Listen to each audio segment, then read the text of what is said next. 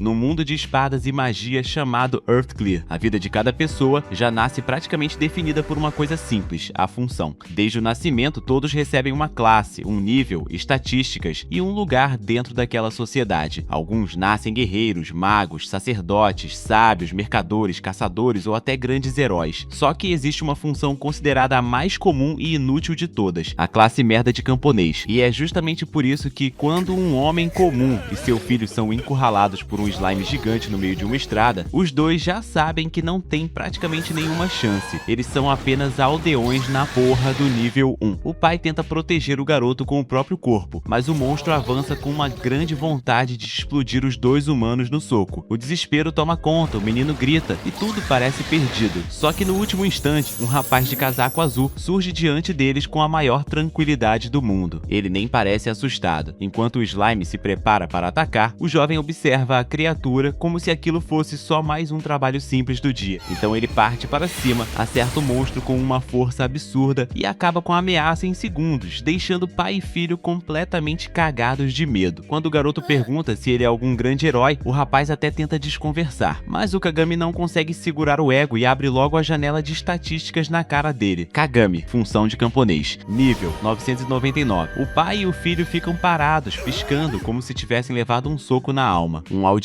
nível 999, a classe mais inútil do mundo no level máximo, aquilo não fazia o menor sentido. Era tipo descobrir que o tio do interior que planta batata é secretamente o cara que mata dragões no fim de semana. Mesmo assim, Kagami trata tudo como se fosse a coisa mais normal do mundo. Ele explica pro menino que matar um slime rende umas moedinhas de bronze e ainda tenta animar o garoto dizendo que matar monstros é uma boa forma de ganhar dinheiro. O menino responde que os monstros são fortes e assustadores e ele se caga nas calças só de pensar em encarar uma merda forte dessa. Kagami entende na hora. Para aquela criança, lutar não era oportunidade, era pesadelo puro. Então ele só entrega algumas moedas pro garoto, avisa para tomar cuidado e vai embora como se nada tivesse acontecido. O pai e o filho ficam lá, olhando pro vazio, sem saber se tinham sido salvos por um herói, por um louco ou por um bug ambulante do mundo. Logo depois, o próprio mundo começa a ser explicado. Esse mundo não é só um reino de fantasia comum. Desde que monstros apareceram nessa merda de planeta, os humanos passaram a viver presos a funções que determinam seu destino. Existem pessoas com talentos especiais, funções de combate, suporte, comércio e garota de programa. Existem até aqueles que nascem com poderes raríssimos, envolvendo farma aura infinita, mas a maioria esmagadora nasce como camponês, presa a níveis baixos e sem qualquer chance real contra monstros. Fora isso, aldeões costumam viver como agricultores, donos de pousada ou trabalhadores simples. Eles são necessários para manter o mundo funcionando, mas são vistos como impotentes. E o mais absurdo é que Kagami, mesmo nascendo nessa função, passou anos derrotando monstros todos os dias até alcançar o nível 999. Só que, em vez de usar isso para virar uma lenda e devorar todas as garotas bonitas do planeta, ele continua agindo como um miserável que faz tudo por algumas moedas de bronze. Enquanto isso, em uma cidade movimentada de Exaldia, um grupo importante chama a atenção nas ruas. Rex, o grande herói, aparece acompanhado de Cru, uma jovem de sangue real com a função de sábia, além de Tina, uma sacerdotisa pequena de aparência infantil, e Barna, uma feiticeira de atitude provocante. Eles formam um grupo cheio de status e prestígio, exatamente o tipo de equipe que as pessoas esperam ver enfrentando o Rei Demônio. Em uma praça, Rex faz um discurso para recrutar guerreiros. Ele diz que se o Rei Demônio não for derrotado, o mundo nunca terá paz. A multidão se agita e muita gente se empolga só por estar diante de um grande herói e de uma sábia da família real. Alguns homens tentam se oferecer na base da confiança, mostrando níveis medianos e falando como se fossem indispensáveis. Mas Rex sabe que aquela missão não pode ser vencida apenas com coragem. Ela apresenta Cru como uma sábia de nível 42 e explica que, mesmo estando abaixo do nível dele, ela tem talento e potencial para se tornar um apoio essencial. Além disso, ela é a terceira filha do Rei Simon, o que faz a multidão reagir com surpresa. Logo depois, Tina se apresenta como uma sacerdotisa de 16 anos e nível 50. A aparência dela causa comentários estranhos na multidão, mas Rex não se abala e diz que ela mostra um futuro brilhante pela frente. Enquanto tudo isso acontece, Kagami está ali por perto, tranquilamente tomando sorvete. Ele observa a movimentação, mas não parece nem um pouco interessado em se juntar ao grupo. Rex percebe sua presença e tenta puxá-lo para a conversa, mas Kagami deixa claro que não está atrás de glória. Para ele, o importante é terminar suas próprias missões, conseguir dinheiro e não ser incomodado. Pouco depois, Depois, Kagami vai até a guilda entregar as recompensas dos monstros que derrotou. Mesmo tendo eliminado várias criaturas, recebe uma quantia baixa demais para o esforço. Ele percebe que ainda falta dinheiro e procura no quadro de missões alguma tarefa mais lucrativa. Entre os pedidos disponíveis, encontra uma missão na caverna antiga envolvendo a caça de demônios azuis. A recompensa não é absurda, mas já ajuda, então ele decide aceitar. Enquanto isso, Rex e seu grupo também seguem para a mesma caverna. O objetivo deles é encontrar a lendária espada sagrada, uma arma que pertence à família real e que foi guardada naquele lugar para ser usada contra o Rei Demônio. Rex acredita que com essa espada em mãos, finalmente terá uma chance real de cumprir sua missão. Cru, por ser da família real, entende o peso daquele tesouro, mas também carrega dúvidas sobre o modo como tudo foi escondido. Kagami chega primeiro na caverna e começa a lidar com os demônios azuis sozinho. Para qualquer outro aldeão, aquele lugar seria uma sentença de morte, mas para ele, os monstros viram apenas números em uma lista. Um demônio aparece rugindo, Kagami se move rápido, acerta o inimigo com um golpe seco e recolhe as moedas deixadas para trás. Ele confere o papel da missão, vê que ainda precisa derrotar muitos outros e segue andando sem pressa. Em determinado momento, um item raro cai no chão, um chifre de demônio azul. Kagami pega o objeto, analisa por alguns segundos e logo perde o interesse, porque aquilo nem parece valer tanto dinheiro. Mesmo assim, guarda o item e continua avançando. O problema é que a quantidade de demônios dentro da caverna é maior do que ele esperava. Se tivesse tempo, talvez pudesse passar uma hora ali derrubando todos com calma, mas logo percebe que a situação está ficando estranha. No mesmo caminho, Rex e seu grupo enfrentam os demônios com esforço real. Rex corta os monstros com habilidade. Parna observa tudo com um sorriso confiante. Cru mantém a postura mais séria e Tina se preocupa em apoiar os aliados. Eles são fortes, mas ainda precisam se organizar, curar ferimentos e lidar com o cansaço. Quando percebem rastros e movimentações anormais, seguem mais fundo até encontrar a sala onde a espada sagrada deveria estar. Só que ao chegarem lá, encontram uma garotinha de cabelo vermelho e capuz. O nome dela é Alice. Ela parece pequena e inofensiva, mas carrega chifres discretos na cabeça, deixando evidente que não é humana. Rex imediatamente entende o risco. Alice é uma demônio e não apenas uma qualquer. Ela estava atrás da espada sagrada. Quando Rex pergunta o que ela fez com a arma, a resposta deixa todos em choque. A espada não está mais ali. Alice não conseguiu destruí-la porque alguém chegou antes e levou o objeto. A tensão explode. Para Rex e seu grupo, aquela criança é uma inimiga ligada ao Rei Demônio. Então Parna e os outros começam a atacar, e Alice tenta se defender como pode, desviando das magias e correndo pela sala. Só que antes que a situação vire uma execução em grupo, Kagami aparece e bloqueia o ataque de Rex com a mão nua. Ele fica entre Alice e os heróis, irritado com a cena. Para ele, atacar uma criança em grupo é uma atitude desprezível, independentemente de ela ser humana ou demônio. Rex não entende como um simples aldeão conseguiu parar sua espada, enquanto Cru percebe que existe algo completamente errado naquele rapaz. Rex exige saber quem ele é, e Kagami responde com naturalidade que é só um aldeão de passagem. Aquilo só aumenta a confusão. Quando perguntam que tipo de item poderoso ele usou para bloquear o golpe, Kagami olha para a própria mão e diz que apenas pegou a espada com ela. Ninguém consegue aceitar aquilo como uma explicação normal. Então sua janela de estatísticas aparece novamente, revelando a verdade. Kagami é um aldeão nível 999. Cru fica em choque. Rex não consegue acreditar que alguém da função mais fraca tenha chegado a um nível tão impossível. Kagami explica sem drama que chegou ali lutando contra monstros todos os dias, como se fosse apenas uma rotina de trabalho. Rex se revolta porque também passou a vida derrotando monstros, mas nunca alcançou algo tão absurdo. A discussão muda de direção quando Kagami solta outra informação ainda pior. Ele encontrou a espada sagrada naquela sala antes de todo mundo e vendeu a arma para uma comerciante no mercado, porque achou que era só um equipamento qualquer. Rex quase desaba de raiva. A espada era um tesouro da família real, criada para derrotar o Rei Demônio, e Kagami simplesmente vendeu como se fosse sucata. Cru acusa Kagami de ter roubado uma propriedade real, mas ele tenta resolver o problema do jeito mais prático possível, perguntando se pode pagar pelo prejuízo. A situação fica ridícula e tensa ao mesmo tempo, porque para ele, a espada era só algo que encontrou no caminho. Para Rex, era a peça mais importante da guerra contra os demônios. Mesmo assim, Kagami não se curva diante da missão do herói. Rex fala sobre derrotar o Rei Demônio, salvar o mundo e alcançar um feito que ninguém jamais conseguiu. Cru também questiona se Kagami não quer conquistar algo grandioso, já que tem força para isso, mas ele responde de forma seca. Derrotar o Rei Demônio não é uma conquista que ele considera importante, Essa resposta deixa o grupo em silêncio. Para eles, a paz do mundo depende daquele objetivo. Mas para o retardado do Kagami, o problema é mais profundo. Ele não enxerga os demônios como inimigos absolutos só por serem demônios, e também não vê os humanos como certos só por serem humanos. Alice, mesmo sendo filha do lado inimigo, é apenas uma criança procurando a espada por um motivo próprio, e isso basta para Kagami se recusar a entregá-la aos heróis. Quando a tensão finalmente diminui, Kagami decide ir embora com Alice. Rex ainda tenta impedir, dizendo que Kagami não entende como o mundo funciona. Kagami apenas escuta, olha para trás por um instante e segue andando. Ele não parece querer discutir nem provar nada, só leva Alice para fora da caverna, como se tudo aquilo fosse uma dor de cabeça que já passou do limite. Do lado de fora, a noite já tomou conta da região. Kagami segue seu caminho achando que o assunto terminou, mas Alice para atrás dele. Ela parece nervosa, mas também determinada. Depois de tudo que viu, percebe que Kagami é diferente de todos os humanos que encontrou.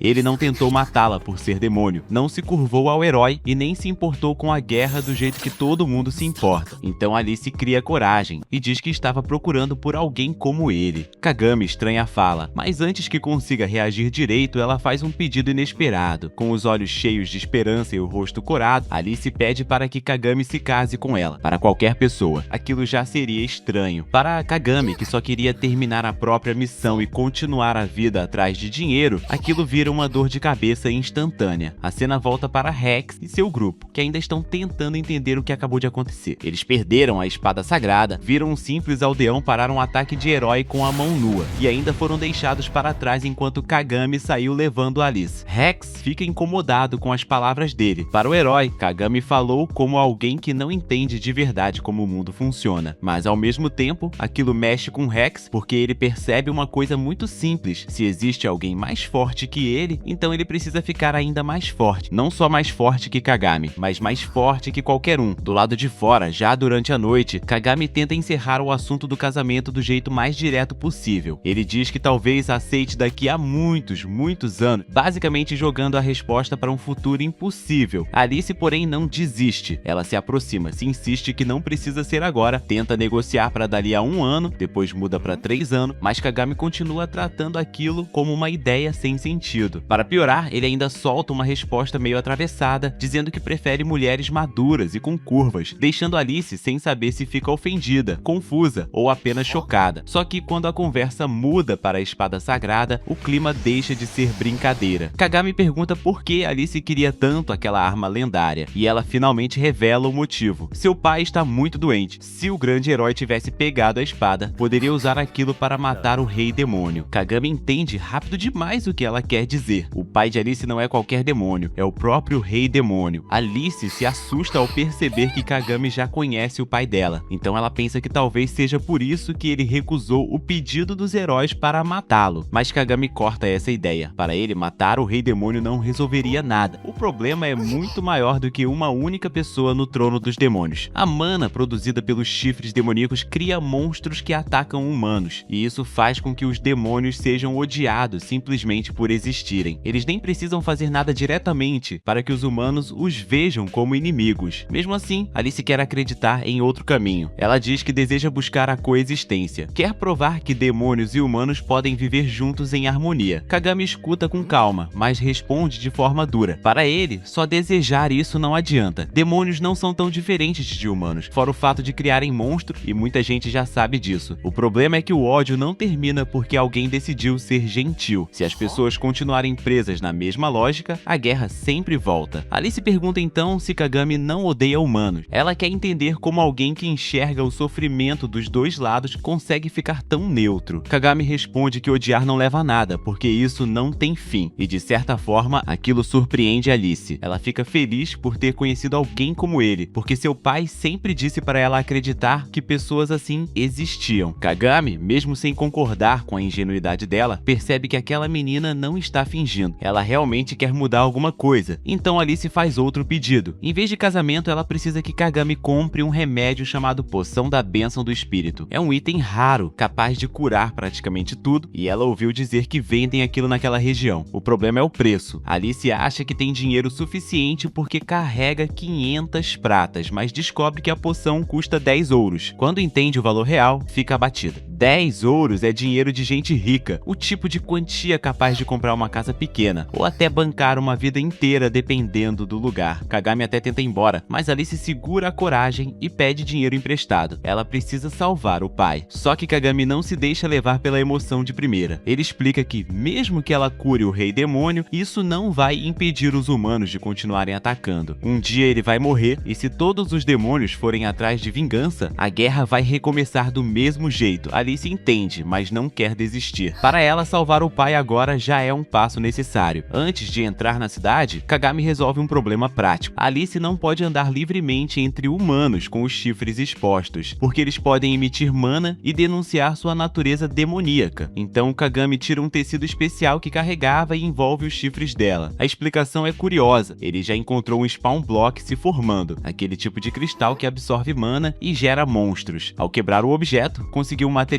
estranho, capaz de converter mana em outra coisa. Com isso, os chifres de Alice ficam cobertos e seguros por um tempo. Alice fica impressionada, e os dois finalmente se apresentam de forma mais normal. Ela diz seu nome completo, Alice Balnésio, ainda meio tímida por estar lidando com alguém tão fora do comum. Kagami se apresenta como Kagami Koji e segue andando, como se aquilo fosse apenas mais um detalhe do caminho. Quando chegam à cidade de Valmen, Alice fica encantada. As luzes, as barracas, o movimento das pessoas e o barulho das ruas parecem um mundo novo para ela. Ela nunca viu uma cidade humana daquele jeito. Cada loja chama sua atenção, cada comida parece mágica, e sua reação é tão espontânea que um vendedor percebe na hora que aquela é sua primeira vez ali. O homem oferece uma maçã de graça, e Alice segura a fruta como se tivesse recebido um tesouro. Kagami aproveita a situação para explicar o valor das moedas. Alice descobre que uma maçã custa em torno de 150 bronzes, que uma prata já paga uma refeição decente, e que 10 ouros é uma quantia absurda. Mesmo assim, ela pergunta se Kagami realmente tem esse dinheiro. Ele, com aquela calma irritante, diz que depois só vai cobrar do velho rei demônio. Alice fica animada, imaginando que o pai pode pagar com as joias do castelo. O Kagami já aceitou comprar a poção, mas quer que o rei demônio pague o triplo do valor a ele, colocando 5 como bônus por levar Alice de volta ao castelo. Para ele, é um negócio justo. Para Alice, é praticamente um milagre, porque além de conseguir a chance de salvar o pai, ela ainda ganha a companhia dele na viagem de volta. A menina fica tão feliz que mal consegue esconder. Mais tarde, em uma hospedaria, Alice se joga na cama e fica encantada com o conforto. Para ela, até uma cama simples parece algo mágico. Kagami avisa que vai sair para comprar o remédio e chamar uma pessoa amiga, porque a viagem até o castelo pode ser perigosa. Alice estranha a ideia de chamar mais alguém, mas Kagami explica que eles precisam de alguém para protegê-la enquanto ele estiver lutando. Os aventureiros podem atacar de novo, e ele não quer deixar brecha, só que a pessoa chamada por Kagami não é exatamente o que Alice esperava. Quando a porta se abre, aparece Takako, uma figura enorme, musculosa, vestida de forma extravagante, tomando chá com uma tranquilidade absoluta. Alice leva um susto daqueles, ainda mais quando Takako se aproxima com um sorriso intenso e uma presença que parece esmagar o quarto inteiro. Kagami apresenta Takako como uma monge de nível 124 e uma das pessoas em quem mais confia. Alice fica ainda mais confusa ao descobrir que Takako é mulher. Kagami explica isso de um jeito péssimo, dizendo que Takako queimou toda a gordura dos seios e transformou em músculo. Takako não gosta nada da escolha de palavras e acerta Kagami com força, deixando bem claro que ele deveria medir melhor o que fala. A cena quebra a tensão por alguns segundos, mas logo Takako mostra que entende a situação e aceita proteger Alice mesmo sabendo que ela é uma demônio. Takako conta que no passado também achava que demônios precisavam morrer, mas um dia, quando estava ferida e quase morrendo na floresta, foi justamente um demônio que salvou sua vida. Aquilo mudou a forma como ela via o mundo. Depois ela abandonou a vida de aventureira e passou a administrar um bar e uma boate. Para ela, humanos e demônios não são tão diferentes quanto as pessoas querem acreditar. Alice se desculpa por ter reagido mal à aparência de Takako, e Takako responde sem rancor. Ela percebe que Alice dormiu durante muito tempo e sugere que a menina relaxe em uma fonte termal próxima. A ideia até parece boa, mas vira uma confusão porque Alice entende tudo errado e acha que vai entrar no banho com Takako. Kagami precisa explicar, constrangido, que Takako é mulher. Mesmo assim, a menina continua tentando processar aquela informação. Do lado de fora, Takako conversa com Alice sobre Kagami. Ela explica que, mesmo ele sendo nível 999, Alice é capaz de machucá-lo se realmente tentar. Takako fala sobre a função monge, que possui força física superior à de um aldeão do mesmo nível, além de habilidades especiais ganhas a cada 100 níveis. Alice. Ainda assim, admite que em uma luta de verdade não teria chance contra Kagami. A diferença não é apenas de nível. Kagami não é uma pessoa comum. Quando Alice pergunta como ele ficou tão forte, Takako resume de forma simples. Kagami lutou muito para subir de nível, e para subir de nível nesse mundo, é preciso derrotar monstros mais fortes, e ele fez isso por anos. A própria Alice estranha a ideia, porque nem conhece monstros acima do nível 500. Takako percebe a preocupação dela e pergunta se Alice tem medo de que alguém chegue ao nível 999 e mate seu pai. Ela garante que não precisa se preocupar, porque ninguém além de Kagami conseguiria fazer isso. Enquanto isso, uma ameaça se aproxima da cidade. O céu escurece, corvos enormes começam a sobrevoar Valman, e uma voz anuncia que os humanos devem tremer de medo. Antes que a situação saia do controle, a cidade inteira é atingida.